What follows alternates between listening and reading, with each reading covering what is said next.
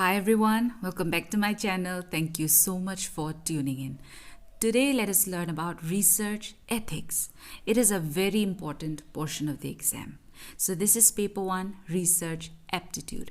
And guys, from now on, I'll be covering the rest of the topics of research aptitude. I'll finish it up and I'll start teaching aptitude. If you like this idea, then hit that like button so that I'll know you are on board with me. Okay? So the majority of you watching my videos haven't subscribed to my channel yet. Please, it doesn't cost anything to hit that subscribe button. And yes, don't forget to leave a like, comment, and share my videos with your friends. It will mean a lot. Anyways, let us start the class now. Ethics.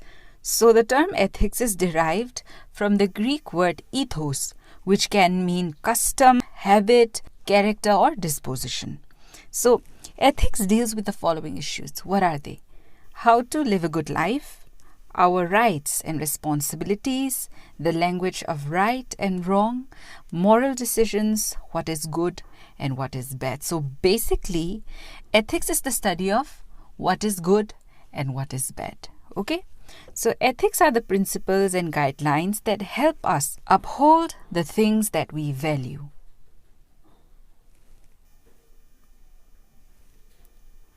Research ethics. So they always emerge from conflict between values, such as participants' concern for privacy versus some justification for manipulation, openness versus confidentiality, present loss versus future benefits, and so on. So whatever decisions made in research, they always involve a potential compromise of one value for another. So it's important for the researcher to minimize the risk and optimize the quality of outcome. So research ethics help us to reconcile, meaning resolve value conflicts. So let us look at some benefits of ethics in research.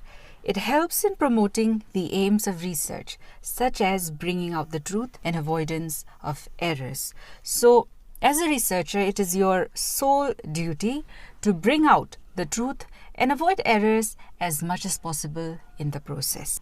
It promotes the values that are essential to collaborative work, such as trust, accountability, mutual respect, and fairness. So, research is nothing but a team work. It holds the researcher accountable to the public and society. So you should be willing to accept the responsibility for your actions. It helps in building public support for research, which in return can help in getting participants who take part in the research willingly.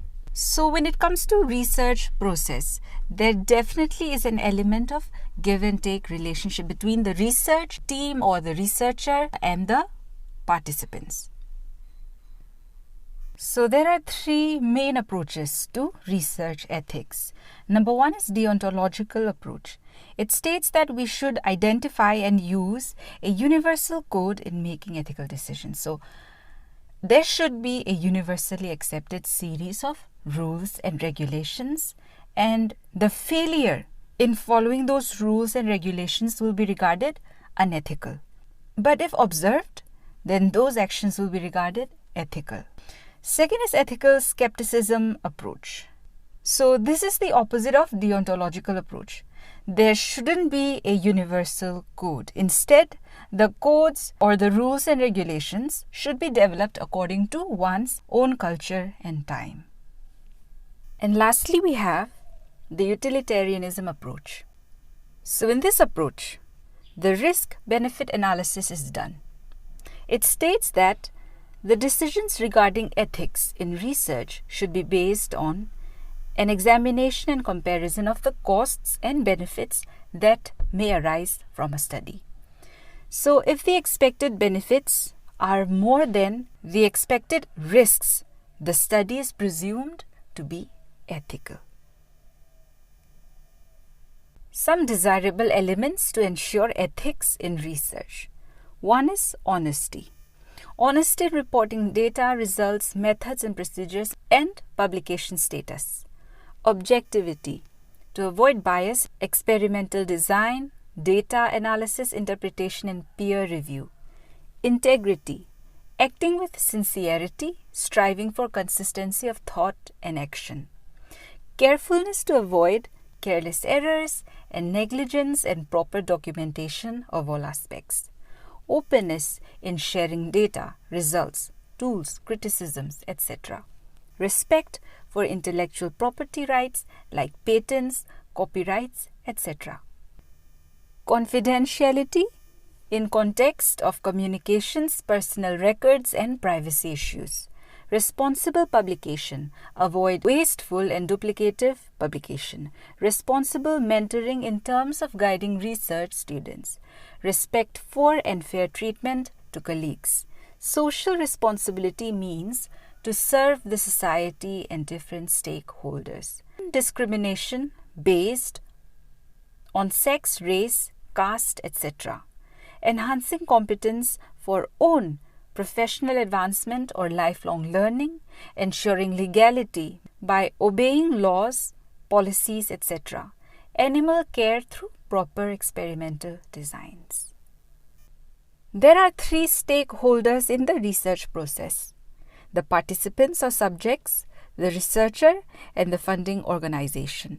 So when I say stakeholders, I mean parties that are involved in the process and they will be impacted by the outcome of the study. Okay?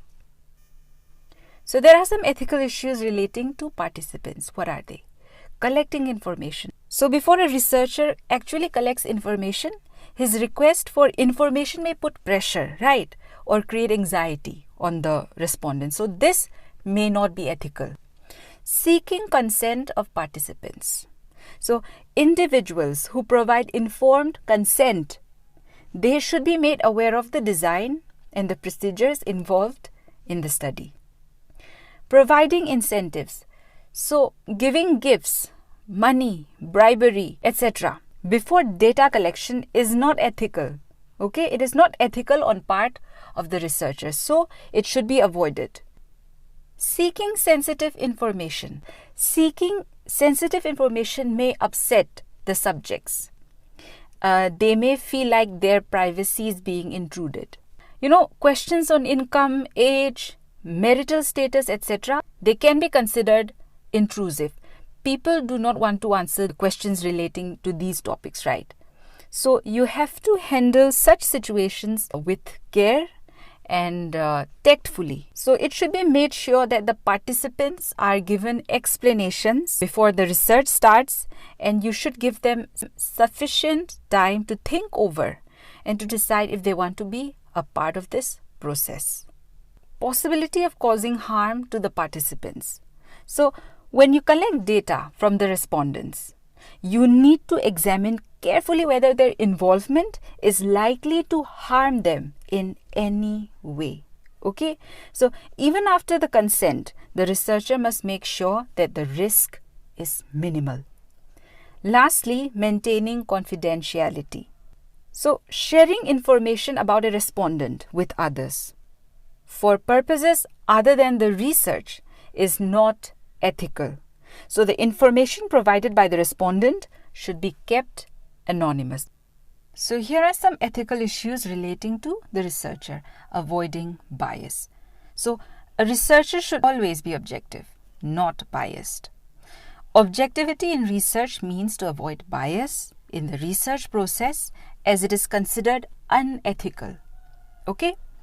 Provision or deprivation of a treatment. So this is true especially in the case of medical research. It is not ethical to provide to the respondents or subjects with treatment that has not been proven effective yet. What if it leads to the death of a respondent? Right, so it's a huge responsibility. Using inappropriate research methodology. The deliberate use of a highly biased sample, method, or procedure is regarded unethical. The incorrect reporting. It is also unethical. This can be done to advance the interests of the researcher. Lastly, inappropriate use of information is regarded unethical. So sometimes it is possible to harm individuals in the process of achieving benefits for the organization. So, is it ethical to ask respondents for information that is likely to be used against them? So, here are some key terms in research ethics. Fabricating behavior.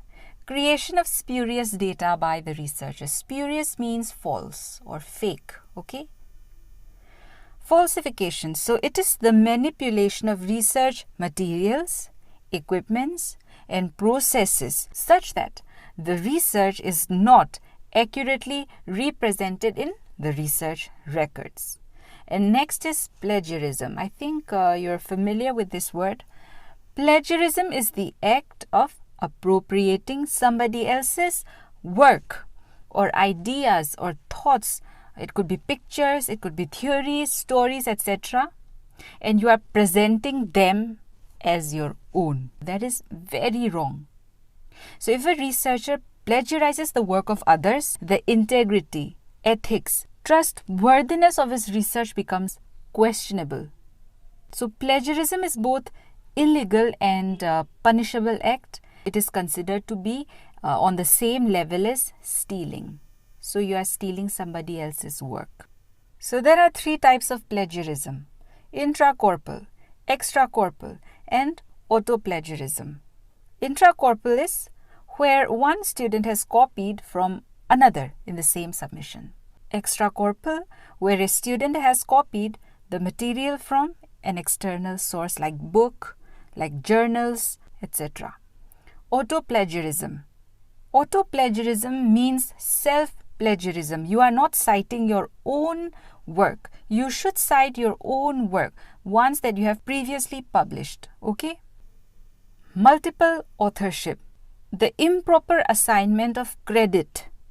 Credit should be given where it is due, right? But if you give credits by excluding other authors and including others who have not made a definite contribution towards the work published, okay?